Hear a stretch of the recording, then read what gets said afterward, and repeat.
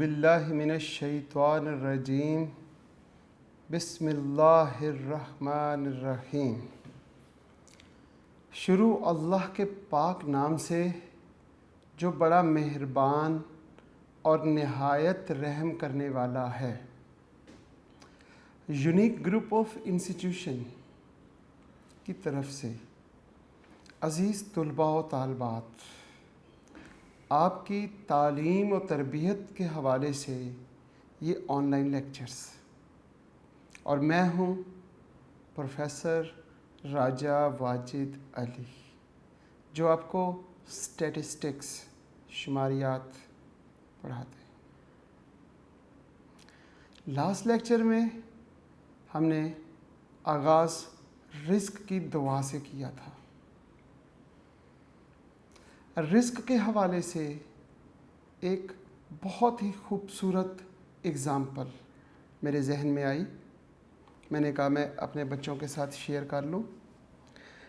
बनी इसराइल में एक शख्स जो रिस्क की बहुत तंगी से गुजारा कर रहा था। एक दिन उसे कुछ मिल जाता खाने को, फिर एक हफ्ता ना मिलता। बहुत तंग। मूसा अलैहिस्सलाम से मुलाकात हुई। मूसा अलैहिस्सलाम का उम्मती था। मालूम था कि मूसा अलैहिस्सलाम जो हैं अल्लाह से बातें करते हैं। तो वो अपने नबी से कहने लगा कि जब आपकी मुलाकात अल्लाह से हो तो उनसे मेरा सलाम कहिएगा और कहिएगा कि मेरा सारा रिस्क मुझे एक ही दफ़ा दे दे। मेरी सारी ज़िंदगी का रिस्क मुझे इकट्ठा एक ही मर्तबा मेरे घर में अता कर दें। जब वो मैं खा पी लूँगा, मुझे पता होगा कि इसके बाद मेरे पास रिस्क नहीं है, तो मुझे परेशानी, दुख, तकलीफ़ नहीं होगी। लेकिन ये इतना कम कि एक हफ़्ते बाद, 2 हफ़्ते बाद, महीने बाद मुझे खाना मिलता है, शक्ल ही नहीं में देखते रिस्क की। तो मूसा अलैहिस्सलाम, अल्लाह के प्यारे नबी, जब मूसा अलैहिस्सलाम से मुलाकात हुई, उस अपने उम्मती का पैगाम दिया। अल्लाह ने कबूल की दुआ। मूसा अलैहिस्सलाम का कहा, कबूल करते हुए उस शख्स को उसकी सारी ज़िंदगी का रिस्क इकट्ठा उसके घर पहुंचा दिया। गायब से बोरियां भरी हुई उसके घर में दाखिल हो रही हैं और उसका घर भर गया। अब वो, क्योंकि बनी इसराइल के लोगों की ज़िंदगी हज़ारों साल होती थी, 600 साल, 700 साल, 1000 साल, बल्कि वहाँ पे तो एक माँ का जब बच्चा फौत हुआ तो मैंने कहीं पढ़ा, तो उस बच्चे की डेड बॉडी पर ये अल्फाज अदा कर रही थी कि अभी तो तुमने इस दुनिया में कुछ देखा ही नहीं, तुम इतना जल्दी चले गए जिस तरह ये अमूमन होता है। और उस बच्चे की उम्र 350 साल थी। तो वहाँ पे बहुत ज़्यादा उम्रें हुआ करती थी। तो उसका सारा रिस्क उसके पास आ गया। अब मूसा अलैहिस्सलाम ने अल्लाह से पूछा कि या अल्लाह, इसके पास सारा रिस्क तो आ गया, अगर ये पेट भर के रोज़ाना खाए तो ये कितना अरसा चलेगा? तो अल्लाह ने कहा, अगर ये पेट भर के रोज़ाना ये खाए तो ये ज़्यादा से ज़्यादा 10 साल का रिस्क इसके पास है।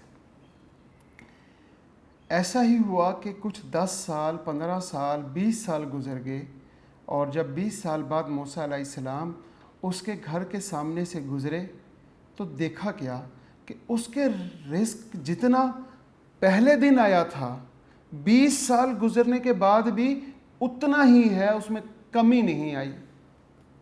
उससे जाके देखा, पूछा कि कितना रिस्क तुमने खा लिया और कितना रह गया? तो जब देखा तो जितना था उतना ही है।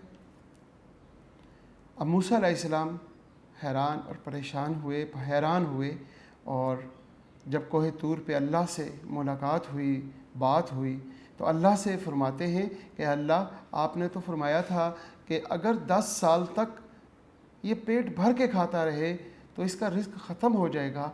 मैंने जब 20 साल बाद, 25 साल बाद, कितने अरसे बाद बल्कि ये नहीं इल्म, तो जब देखा तो उसके रिस्क में तो एक दाने की कमी नहीं हुई।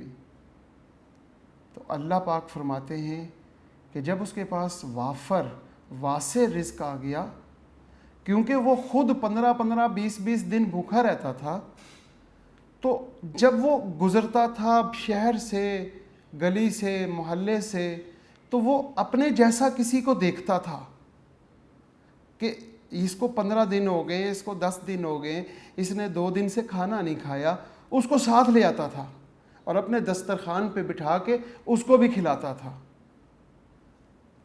तो जब उसने ऐसा किया कि अपने दिए हुए अपने रिस्क में से उसने उन लोगों में बांटना शुरू कर दिया, तो क्या वो मुझसे ज़्यादा रहम करने वाला मेहरबान बन सकता है? मैं तो सबसे ज़्यादा रहम करता हूँ, मेरा तो नाम ही अर्रहमान है, अर्रहीम है, तो मैं कैसे उसका एक दाना भी कम करता। मैंने लास्ट लेक्चर में ज़िक्र किया था कि जिस चीज़ में आप चाहते हैं कि आप उसमें इजाफ़ा करें, ये उसकी बहुत ही खूबसूरत एग्ज़ाम्पल है। मेरा ख़्याल है मेरे बच्चों को ये बात समझ आ चुकी होगी। आज के दौर में सबसे बड़ी चीज़ वक्त। किसी के पास वक्त नहीं है। अगर आप चाहते हैं वक्त में इजाफ़ा, तो वक्त का कुछ हिस्सा अपने रब को दे के देखो। जब आप वक्त का कुछ हिस्सा अपने रब को दोगे, नमाज पढ़ोगे, आप कुरान पढ़ोगे और अल्लाह के साथ एक ताल्लुक़ बनाओगे और अपना वक्त का कुछ हिस्सा अपने रब को दोगे, 70 गुना ज़्यादा करके आपको आपका वक्त वापस कर दिया जाएगा। आप कहेंगे वक्त ख़त्म ही नहीं हो रहा, सारे काम ख़त्म हो गए, वक्त नहीं ख़त्म हुआ। और ये आज से 30 साल पहले, 35 साल पहले चले जाएं तो लोगों के पास ऐसा ही होता था, वक्त बहुत होता था, काम नहीं होता था। अब जब हमने उस वक्त के लोग अपना वक्त अपने रब को अता करते थे, अपने रब को देते थे, आज हमने वक्त अपने रब को देना छोड़ दिया है, इसलिए वक्त महदूद हो गया है। अगर आप चाहते हैं कि आपके टाइम में इजाफ़ा हो, आपके रिस्क में इजाफ़ा हो, आपके इज़्ज़त में इजाफ़ा हो, आपके किसी भी चीज़ में इजाफ़ा करना चाहते हैं, उसमें से कुछ हिस्सा अपने रब को अता करें, रब को दें, तो रब उसको 70 गुना ज़्यादा करके इसी दुनिया में आपको देगा। बहुत शुक्रिया। आज का लेक्चर हम स्टार्ट करते हैं, जिसका नाम स्टैटिस्टिक्स हमारा सब्जेक्ट है। क्लास हमारी फर्स्ट ईयर है और आज हमारा पहला लेक्चर है चैप्टर 4। चैप्टर 4 का नाम है major of dispersion, skewness and कर्टिसिस, ये पूरा चैप्टर का नाम है। इस चैप्टर में 2 टॉपिक्स हैं। एक टॉपिक मैंने इस कलर में लिखा ताकि बच्चों को समझ आए, ये हमारा एक टॉपिक है, मेजर ऑफ डिस्पर्शन, और दूसरा टॉपिक है स्क्यूनेस एंड कर्टिसिस। फिल वक्त हम इस टॉपिक का सिर्फ नाम अपने जहन में रखते हैं कि इस चैप्टर में स्क्यूनेस एंड कर्टिसिस मौजूद है। हम इसको यहाँ पे डिस्कस आज नहीं करेंगे। जब हम इस टॉपिक पे पहुँचेंगे तब हम इस टॉपिक को ब्रीफली डिस्कस करेंगे। आज जो हमारा टॉपिक है वो है major of dispersion. Last chapter major of location और यहाँ पे मेजर ऑफ डिस्पर्शन। इन दोनों चैप्टर्स का आपस में ताल्लुक है बहुत गहरा। मेजर ऑफ डिस्पर्शन में हम पहले मेजर ऑफ लोकेशन को सॉल्व करेंगे। इसका मतलब हुआ कि जो मेजर ऑफ लोकेशन चैप्टर 3 है उसकी रिवीजन हम चैप्टर 4 में भी करेंगे। फिर उसके बाद वो जो मेजर ऑफ लोकेशन में हमारे पास कौन कौन सी चीजें हैं, नंबर 1 जो चैप्टर 3 है हमारा, चैप्टर 3 हम already major of location complete कर चुके हैं। इसमें नंबर 1 अरिथमेटिक मीन जिसे हम x बार से डिनोट करते हैं। नंबर 2 मीडियन जिसे हम डिनोट करते हैं x टिल्ड, इस साइन को कहते हैं। इसके बाद हम मोड यानी कि x और ऐसे, ये हमारे पास एवरेज की 3 टाइप्स हैं और जिसे हम ये कह सकते हैं कि ये फर्स्ट ऑर्डर एवरेज है। 2 टाइप्स मजीद हैं और वो कौन सी 2 टाइप्स थी? ज्योमेट्रिक मीन नंबर 3 के बाद हम यहाँ लिख लेते हैं नंबर 4 और नंबर 5, ज्योमेट्रिक मीन और हार्मोनिक मीन। इसको हम सेकंड ऑर्डर एवरेज कहते हैं। अच्छा, इसका नाम हमने सेकंड ऑर्डर एवरेज इसलिए रखा कि हमारे पास जो वेरिएबल x था, हमने उस x का पहले लॉग लिया, यानी x को हमने कन्वर्ट किया log x में। और हार्मोनिक मीन में हमने क्या किया, हमने जो हमारे पास x था उसका रेसिप्रोकल में कन्वर्ट कर लिया 1/x में। अब जब log x है और 1/x, ये हमने अपने वेरिएबल को कन्वर्ट किया सेकंड टाइम। पहले हमारा x था, फिर हमने उसे log x में कन्वर्ट किया या 1/x में कन्वर्ट किया। फिर ज्योमेट्रिक मीन में log x को यूज किया, x को यूज नहीं किया, log x को। और हार्मोनिक मीन में रेसिप्रोकल को यूज किया, रेसिप्रोकल ऑफ x। ठीक होगी बात? लिहाजा जो हमारे पास ऑब्जर्वेशंस हैं, हमने उन ऑब्जर्वेशंस को सेकंड, ये हमारे पास फर्स्ट टाइम ऑब्जर्वेशन है, उसको कन्वर्ट किया सेकंड टाइम में, इसलिए इन दोनों को सेकंड ऑर्डर एवरेज कहते हैं। लेकिन जब हम बात करते हैं अरिथमेटिक मीन, तो जो x है उन्हीं को सम अप करके n पे डिवाइड कर देते हैं, उसको हमने कन्वर्ट नहीं करना। हाँ, वो डेविएशन और स्टेप डेविएशन मेथड तो इसका अपना मेथड है, लेकिन उस मेथड के अलावा हम डायरेक्ट भी कर सकते हैं। इसको हमने x के साथ ही चला लिया।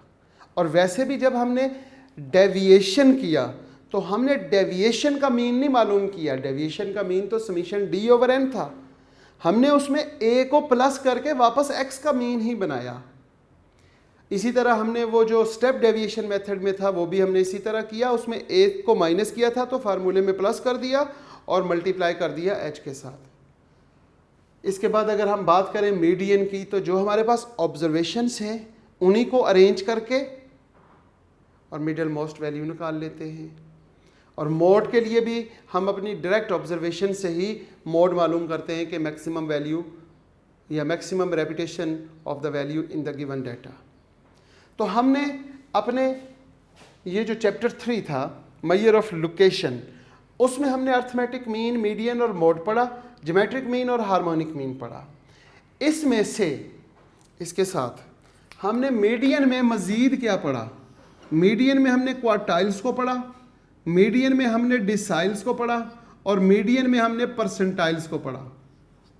क्वार्टाइल्स बराबर 4 हिस्सों में तकसीम करने को कहते हैं, तकसीम डिवाइड करने को कहते हैं। इक्वल 4 पार्ट्स, आप अपने ऑब्जर्वेशन को इक्वल 4 पार्ट्स में डिवाइड करें तो वो क्वार्टाइल्स हो गए। जब आपके पास एक ये ऑब्जर्वेशन है, सपोज करते हैं यहाँ से शुरू होती है, यहाँ तक कंप्लीट हो गई, ये हमारे पास ऑब्जर्वेशन है। अब इसको बराबर 4 हिस्सों में डिवाइड करने के लिए बीच में हमें कितनी जगह से कट करना पड़ेगा? 1, 2 और 3।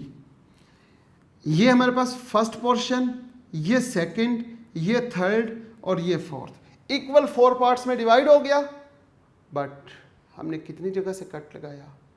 4 जगह से नहीं, 3 जगह से, 1, 2 और 3 कट लगने से हमारे पास हमारी ऑब्जर्वेशन 4 हिस्सों में तकसीम हो जाएगी। ये पहले कट को हम Q1 कहते हैं, दूसरे कट को Q2 कहते हैं और तीसरे कट को Q3 कहेंगे। Quartiles equal 4 parts divide of the given observation. Arrange data में अगर हम डिसाइल की बात करें तो equal 10 parts divide of the given observation in arrange data. Data को अरेंज करके इक्वल 10 पार्ट्स में डिवाइड करना। जब आप इक्वल 10 पार्ट्स में डिवाइड करेंगे तो बीच में कितने कट लगेंगे, कितने पॉइंट्स आएंगे? वो 9 आएंगे। तो डिसाइल 9 होते हैं। और परसेंटाइल्स, अपने डेटा को इक्वल 100 पार्ट्स में डिवाइड करना इन द अरेंज डेटा। तो इसका मतलब क्या हुआ कि अगर हम 100 पार्ट्स में डिवाइड करते हैं तो बीच में जो पॉइंट्स आएंगे वो 99 होंगे। ये जो हमारे पास अर्थमेटिक मीन, मीडियन और मोड और परसेंटाइल, क्वार्टाइल्स और डिसाइल को मैं यहाँ पे डिस्कस कर रहा हूँ, इनका ताल्लुक मेजर ऑफ लोकेशन से है। मेजर ऑफ लोकेशन में हम बात करते हैं कि क्या चीज़ है। Major of dispersion. डिस्पर्शन किसे कहते हैं? वी मीन, यानी डिस्पर्शन का लफ्ज़ जब भी आएगा तो हमारा मतलब क्या होगा? वी मीन हमारा मतलब है the extent to which the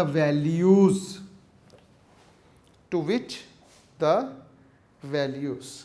मैं इसे रेज करके आपको ये पॉइंट यहाँ पे कोशिश करूँगा कि आपको समझ आ जाए, क्योंकि थ्योरी जो होती है वो अमूमन समझ नहीं आती। और I 2, 4, 6, 8, 10 ये हमारे पास x है। अब आप क्या करें? मेजर ऑफ लोकेशन पहले करना है, इसकी कोई एवरेज मालूम करें। अगर तो क्वेश्चन में गिवन है कि मीडियन मालूम करें तो फिर इसका मीडियन मालूम कर लें। क्वेश्चन में गिवन है मोड मालूम करें तो फिर मोड मालूम करें। क्वेश्चन में गिवन है मीन मालूम करें, मीन मालूम करना पड़ेगा। जैसे यहाँ पे आपने देखा लफ्ज़ क्वार्टाइल्स, तो Q1 और Q3 मालूम करें। वो हमने चैप्टर 3 में बहुत अच्छे तरीके से ये सारे टॉपिक्स को पढ़ा है, सीखा है, समझा है। ठीक होगी बात? हम सपोज करते हैं इसमें मीन मालूम करते हैं x बार। जब हमने x बार मालूम किया तो इसका आंसर आ गया 6। ठीक होगी बात? इसका आंसर, इसका मीन मालूम कर लिया हमने। The extent to which the values are separate out from the average is called dispersion. The values, आपके पास वैल्यूज कौन सी हैं? 2 को सेपरेट करें फ्रॉम द एवरेज। 2 का 6 से डिफरेंस, डेविएशन कितना है? 4 का है, ये आ गया 4। वैल्यूज कहा, अब 4 का डिफरेंस एवरेज से, वो क्या है? 6 में से 4 -2 भी, अगर 4 - 6 करते हैं तो -2 आ जाएगा। यहाँ पे -2 लिख लें, -4 लिख लें, या एब्सोल्यूट डिफरेंस लेते हैं तो हम फिल वक्त 2 लिख लेते हैं। अब जो नेक्स्ट वैल्यू है उसका डिफरेंस क्या है? 6 - 6 0। अब इस वैल्यू का इससे डिफरेंस वो क्या है, वो फिर 2 आ जाएगा। फिर लास्ट वैल्यू है 10, इसका यहाँ से डिफरेंस, ये हमारे पास 4 आ गया। आप यहाँ पे -4 लिख सकते हैं, -2 या एब्सोल्यूट, वो तो हम बाद में देखेंगे। असल में हम बात करते हैं कि हमारी वैल्यू का हमारी एवरेज से लिखा हुआ ना, फ्रॉम द एवरेज, आपकी एवरेज से separate out to the given values the extent, कितनी एक्सटेंट, कितनी डिफरेंस पर है, कितनी ड्यूरेशन, उसका कितनी डेविएशन है। अब जब आपके पास ये वैल्यूज आ जाएं,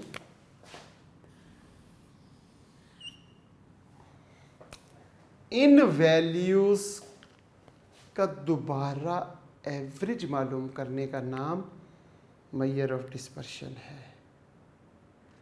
मेजर ऑफ डिस्पर्शन किसको कहते हैं? हमारे पास जो वैल्यूज हैं, उन वैल्यूज की deviation from the average, from the measure of location या central tendency, its mean, median and mode. ज़्यादातर जो है वो मीन से पूछेगा या मीडियन से पूछेगा, मोड से भी हो सकता है वो पूछ ले, लेकिन ज्योमेट्रिक मीन और हार्मोनिक मीन से, क्योंकि वो तो second order measure of location आ जाती है, तो इसलिए उसको इतना प्रेफर नहीं करेंगे। हम क्या करेंगे, हमने ये देखना है कि मीन या मीडियन, ये 2, या फिर मोड, ये तीसरा, ये 3, और इसके साथ क्वार्टाइल्स। ये क्योंकि हमारा एक टॉपिक है, इसको हम डिस्कस करते हुए मैं आपको बताता हूँ।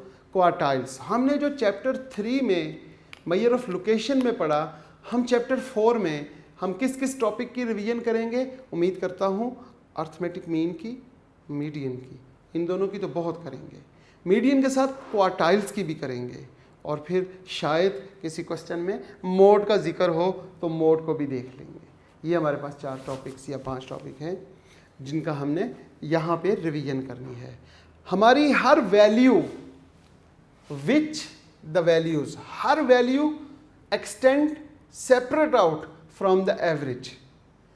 हमारी यहाँ से x की हर वैल्यू हमारी एवरेज के डेविएशन को देखते हुए, जो हमारे पास ये न्यू ऑब्जर्वेशंस, न्यू पॉइंट्स आएंगे, जो डेविएशंस के पॉइंट्स आएंगे, इन पॉइंट्स को मेजर करने का नाम मेजर ऑफ डिस्पर्शन या measure of variation, major of dispersion भी कहते हैं और मेजर ऑफ वेरिएशन भी कहते हैं।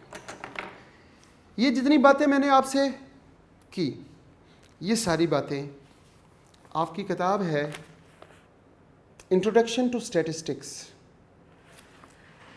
जिसमें कारवान बुक हाउस पब्लिशर हैं, अफजाल बेग और मिराजुद्दीन मिर्ज़ा की किताब है। इसका पेज नंबर 139, चैप्टर नंबर 4। अगर 139 पे चैप्टर नंबर 4 ना हो तो थोड़ा आगे पीछे देख लें, जहाँ पे भी चैप्टर नंबर 4 शुरू हो रहा है, जिसके नाम measure of dispersion and skewness and kurtosis है। इसका ये जो पहला पैराग्राफ है इंट्रोडक्शन, ये सारा पैराग्राफ इंट्रोडक्शन जो है वो मैंने यहाँ ब्रीफली कोशिश किया है आसान से आसान तरीके से आपको समझाने की बात। अब आप अगर गौर करें, हम इसको पढ़ते हैं। We have discuss the measure of central tendency और location in the preceding chapter, chapter number 3, पहले चैप्टर में हमने ये डिस्कस किया। In that chapter we attempt find the single value. What is the single value? It is called average.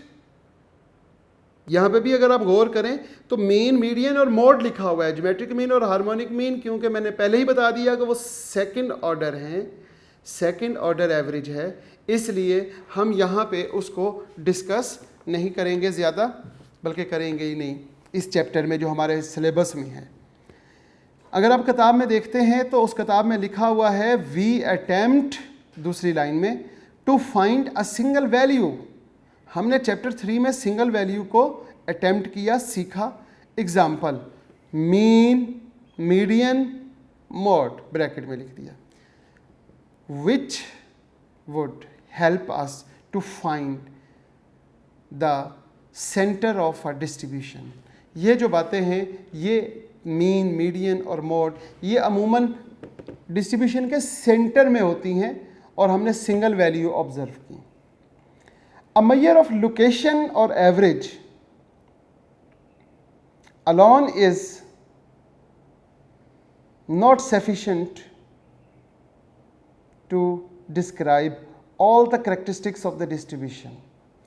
measure of location जो और measure of central tendency जो है, ये ठीक है, बहुत है, बेहतर है। alone, ये अकेली measure of location और measure of location या measure of central tendency, हम इसको अकेले,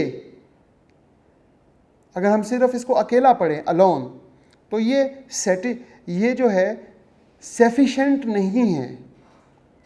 किस चीज़ के लिए? All characteristics of the distribution. हमारे क्वेश्चन जिसको हमने डिस्ट्रीब्यूशन का नाम दिया, डिस्ट्रीब्यूशन की तमाम करेक्टरिस्टिक्स को डिस्क्राइब करने के लिए सफिशेंट नहीं है, सिर्फ मेजर ऑफ लोकेशन। इसके साथ हमें किसी और चीज़ की भी ज़रूरत पड़ेगी।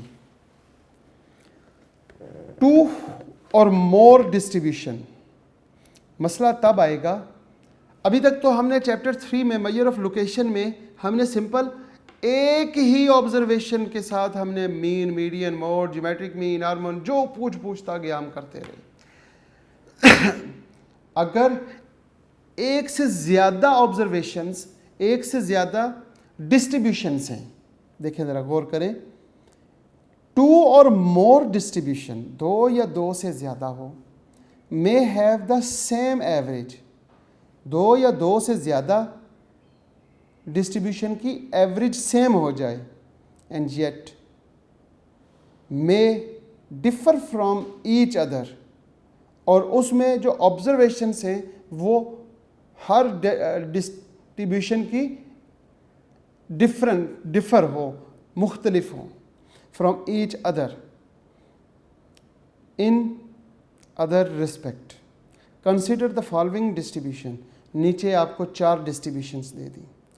पहली डिस्ट्रीब्यूशन में सारी वैल्यूज़ 67, देखिए जी, पहले नंबर पे 67, 67, फिर 67, फिर 67, 67, 67, 67 और 67 लिखा हुआ है। इसका मतलब 1, 2, 3, 4, 5, 6, 7, 8 वैल्यूज़ उसने 67 दी। अगर मैं कहूँ इन 8 वैल्यूज़ का मीन मालूम करें, आपके पास क्या है? 67, 67, 67, 67, 67, 67 एंड 67, 1, 2, 3, 4, 5, 6, 7 और एक 67 और दे देते हैं।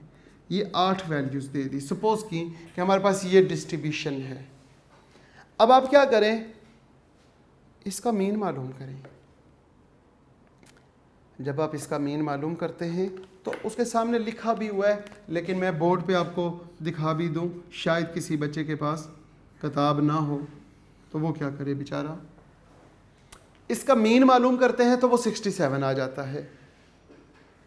इसके बाद दूसरी डिस्ट्रीब्यूशन है जिसमें 3 मरतबा 66 लिखा हुआ है। 66, 66, 66, फिर 67 और 67 लिखा हुआ है, और फिर 3 मरतबा 68, 68 और 68।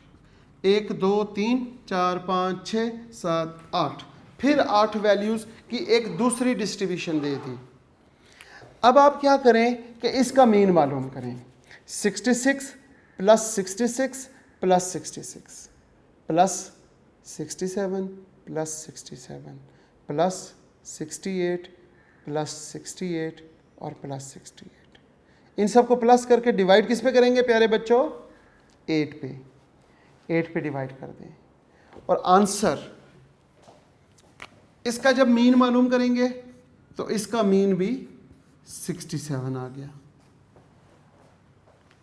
इसी तरह आगे तीसरे नंबर पे ऑब्जर्वेशंस दी हुई है 52, 53, 61, 67, 71, 72, फिर 78 और 82।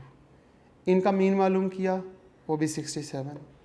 चौथे नंबर पे उसने फिर एक डिस्ट्रीब्यूशन दी 43, 44, 50, फिर 55, फिर 66, फिर 90, 91 और 97, और फिर इनका दोबारा से मीन मालूम किया।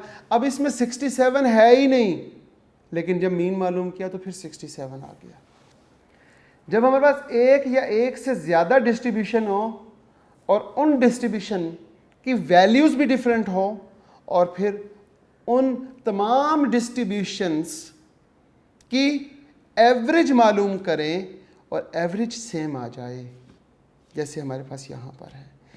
यही सारी बातें ऊपर वाली 2 लाइनों में दोबारा रिपीट करूँगा प्यारे बच्चों, ताकि आपको समझ आ जाए। 2 और मोर डिस्ट्रीब्यूशन, पहुँच गए आप इस पॉइंट पे? अपनी किताब मेजर ऑफ डिस्पर्शन का पेज पहला, उस पे देखेंगे पहले पैराग्राफ की सेकंड लास्ट लाइन में लिखा हुआ है 2 और मोर डिस्ट्रीब्यूशन में हैव द सेम एवरेज। 2 या 2 से ज़्यादा डिस्ट्रीब्यूशन की एवरेज अगर सेम हो जाए and yet may differ from each other, और उनमें जो वैल्यूज़ थी वो तो डिफ़र थी, तो दिस कॉन्सेप्ट जो है ना, इसको ये कॉन्सेप्ट हमारे पास नीचे कुछ एग्जांपल्स में हमने दिया है। ये एग्जांपल्स हमें बताती हैं कि इनकी जो करेक्टरिस्टिक्स है, यानी इनकी मतलब कि इनकी डिस्ट्रीब्यूशंस की, इन डिस्ट्रीब्यूशंस की जो करेक्टरिस्टिक्स है वो तो डिफरेंट है, लेकिन एवरेज सेम आ गई। आगे देखते हैं ऑल द अबव डिस्ट्रीब्यूशन। हम देखते हैं कि all the above distribution have the same mean. जो बात हमने बात की कि हर डिस्ट्रीब्यूशन का मीन सेम है। Next, but this distribution differ. ये डिस्ट्रीब्यूशन तो एक जैसी नहीं है, ये तो आपस में डिफरेंट है। ग्रेंटली इन देयर डिस्पर्शन।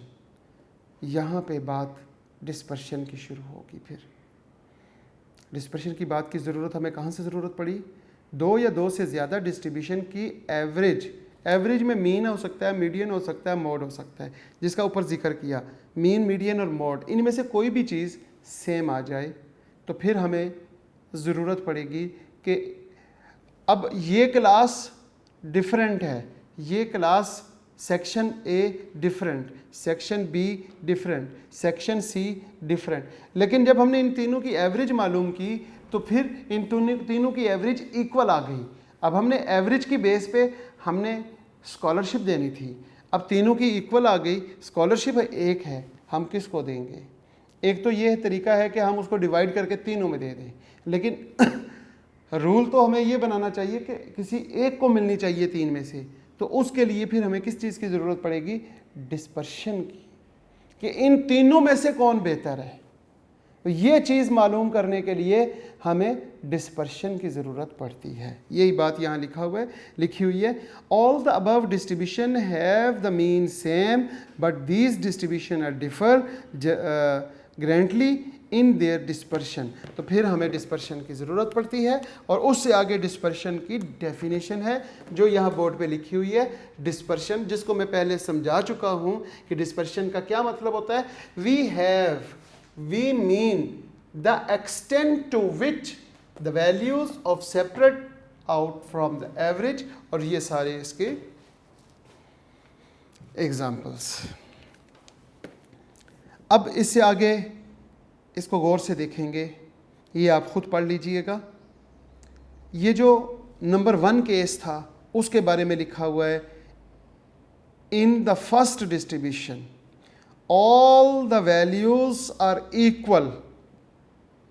अगर कोई वैल्यूज हमारे डिस्ट्रीब्यूशन में सारी वैल्यूज इक्वल हों तो फिर उसका मीन वही वैल्यू होती है। ये तो हमने मीन की प्रॉपर्टी में पढ़ा है।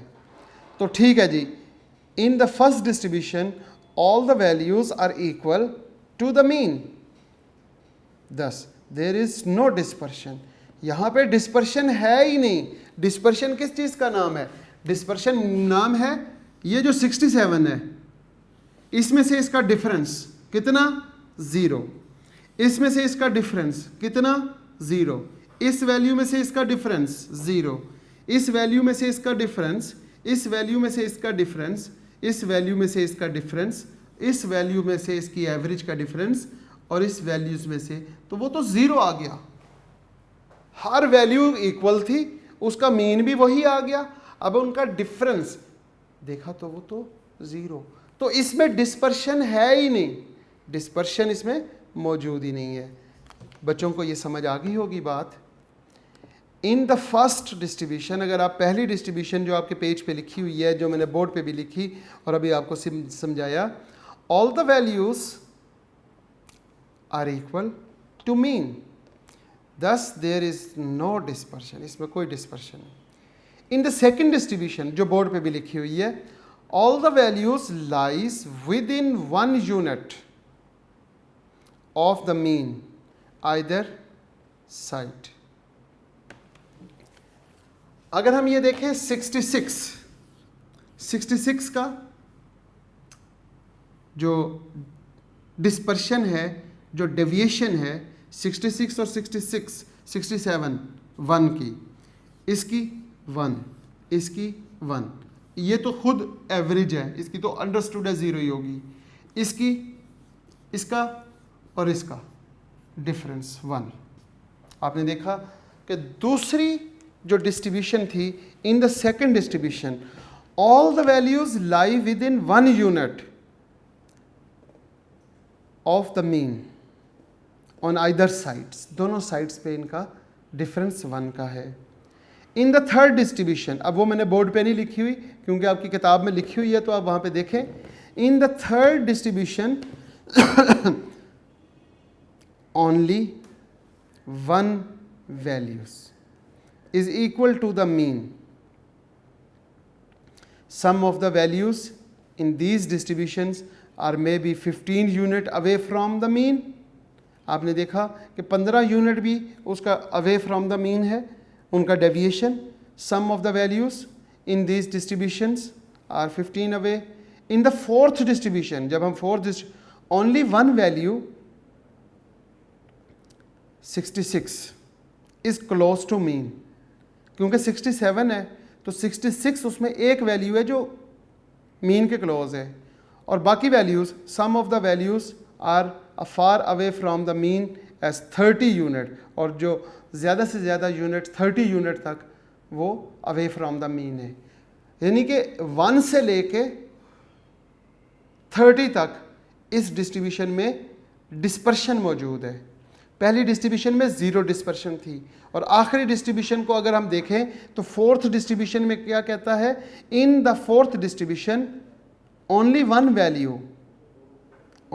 Value 66 is close to mean, और 66 मीन के कितने क्लोज है? यानी 1 यूनिट डिफर है। And some of the values as far away from the 30 unit, और ज़्यादा से ज़्यादा 30 यूनिट तक अवे फ्रॉम है।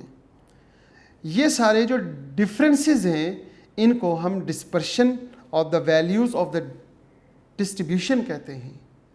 Each distribution is describe the same mean.